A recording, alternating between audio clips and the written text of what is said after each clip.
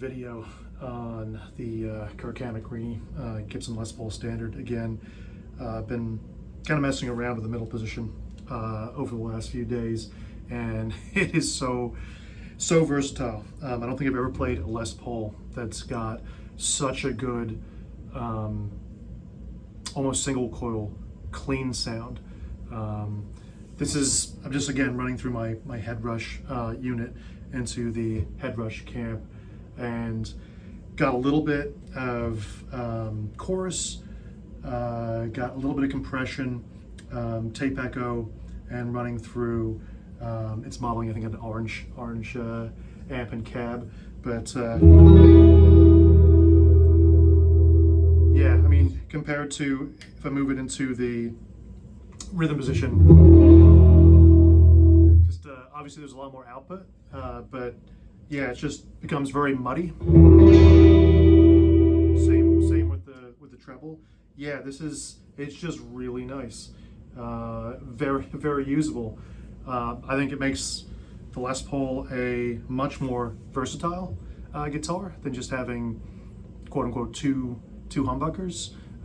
By this middle position and having the neck humbucker reversed to get that out of phase sound, yeah, it's very usable for cleans. Yeah, I was just messing around. I'm gonna throw some tape echo on, but yeah, just all kinds of stuff. I don't know, that I would have preferred to use a Tele or a Strat on for, songs I just play in my spare time. Yeah, it's just I don't know, way more usable now. It's something I might do with some of the other Les Paul style guitars, or some of the Gibson Les Pauls I got over there. But yeah.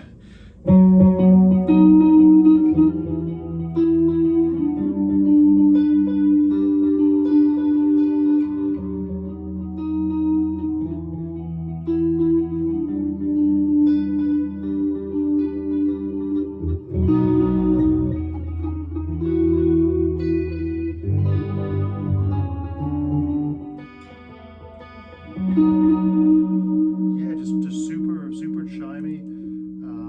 Yeah, I mean, all this stuff, like I said, that I would typically go to a Tele or a Strat for. It's just, yeah, like if you could get a Les Paul that's versatile and can play a lot of genres of music, I think this is the one.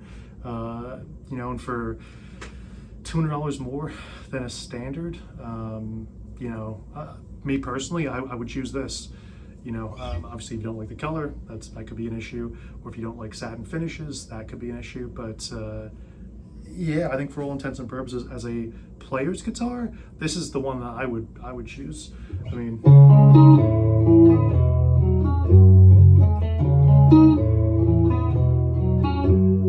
just compared to, I don't know, and yeah, you could dial things out, but it's to be able to just go to this middle position, play your cleans, and then switch to a distorted tone, and just go down to your treble. I think it's, like I said before, just amazingly useful in a wide variety of situations.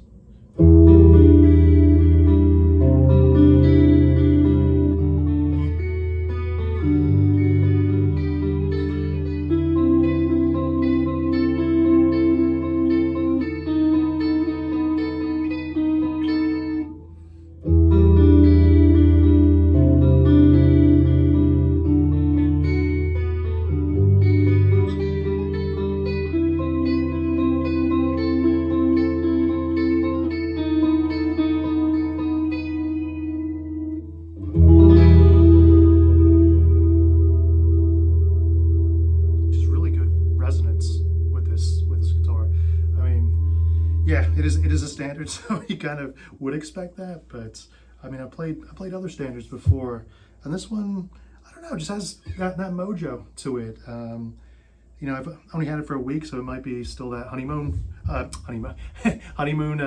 phase. But I'm thoroughly impressed. I will say this: like, my top is absolutely gorgeous, but I do like this little piece of almost darker. And when the light does hit it, there are stripes that go through here.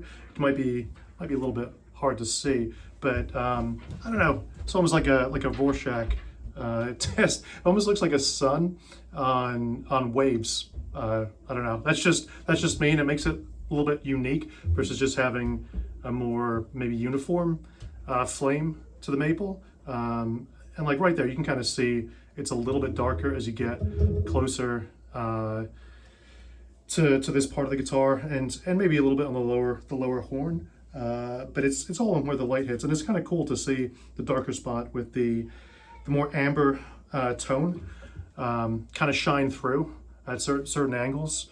Especially if there's a bright light. But yeah, I'm kind of interested to see how this guitar ages with the satin finish. Obviously, with my arm resting here, it's probably going to wear more there.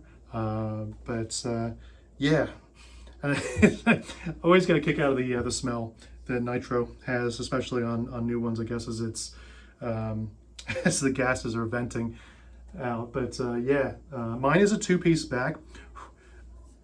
I was having a look at that. It was hard to tell. I'm not sure if you can tell. It's right down the middle. It's a two-piece. And again, I can't get enough of the fact, kind of like the uniqueness factor. I mean, I can't think of a single Les Paul, at least in recent memory. I'm sure somebody can call it out, that doesn't have Les Paul's signature on the headstock. I think that's, I mean, not that I don't like Les Paul, but I think it's just a unique feature to this. And just having that mother of pearl Gibson emblem on the headstock, nothing on the truss rod cover. It's just clean. It's just really clean. Again, I think I mentioned on my initial reaction, the fact that you don't have the pickguard cover. Me personally, I like that. If you can have this beautiful wood, I want to see it.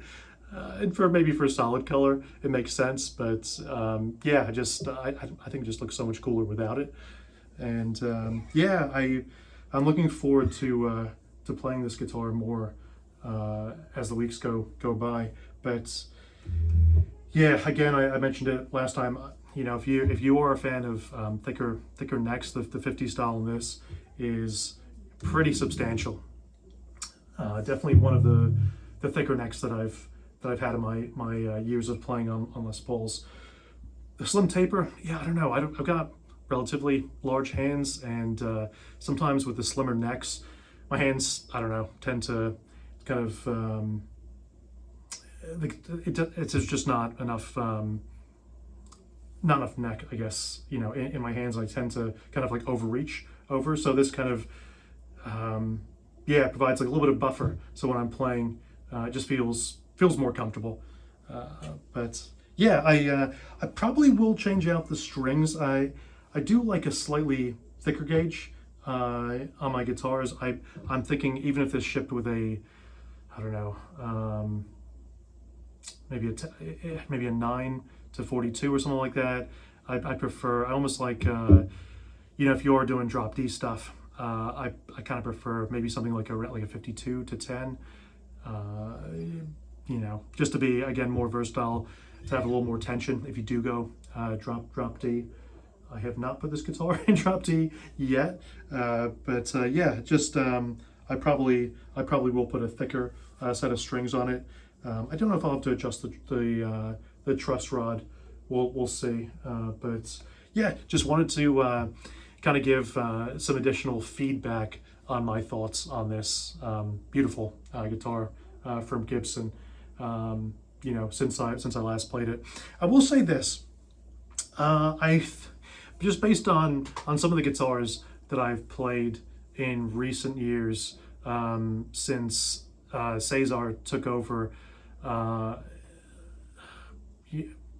think the quality control has gotten much better.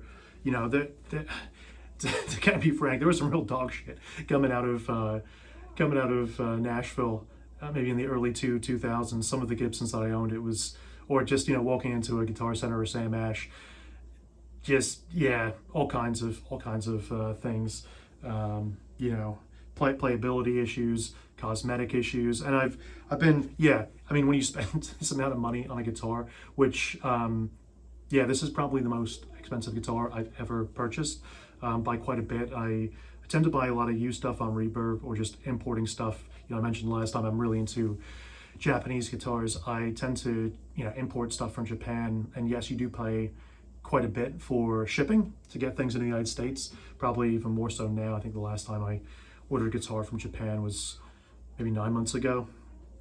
But yeah, I think it was worth it. I do. You know, coming from somebody that tries to you know, get a little bit of a bargain here, you know, especially with, you know, things being as expensive as they are. And don't get me started with the ESP pricing right now. Is I'm really disappointed because that's like one of my favorite manufacturers of guitars, and the fact that some of their import line for the LTDs, what was it, the Javier Reyes from Animals as Leaders, his LTD was like $2,600. It was just like, who's gonna spend that kind of money on an import guitar? And yes, the Korean stuff is pretty damn good for money. You know, I feel like making a video on kind of where overseas guitars have gone in terms of quality, and kind of those socio-economic factors that have played into American companies constantly moving to a different Asian country to kind of keep production costs down. Because obviously, you know, when you buy a guitar in the United States, or maybe you know, some of the European companies, labor is an enormous piece of the final cost of the guitar. But yeah, when I saw the ESP pricing on those LTDs, as cool as that new Gary Holt V is, and some of the other ones, I was just like, yeah, $2,000. You know, things in that price point, I think would be a far better proposal for, I think, for most people. You know, you could get one of the S2 PRSs, you know, made in Maryland. Yeah, I mean, I've got a couple of those, and I think they're just fantastic value for money. But yeah, I'm rambling on. That could be that could be something for another time. Let me know if you want to see some more demos of this. Tried hopefully to capture some of the clean tones this time, versus playing some metal that I love to play. But I also like a lot of music that's got a clean tone also. But yeah, let me know if you want to see some more videos with this. If you've got some suggestions for either songs or you know, tones that you want to hear, just let me know. I do work full time. I am remote, so yeah, I will probably get to it hopefully this week. But again, yeah, let me know. Take it easy.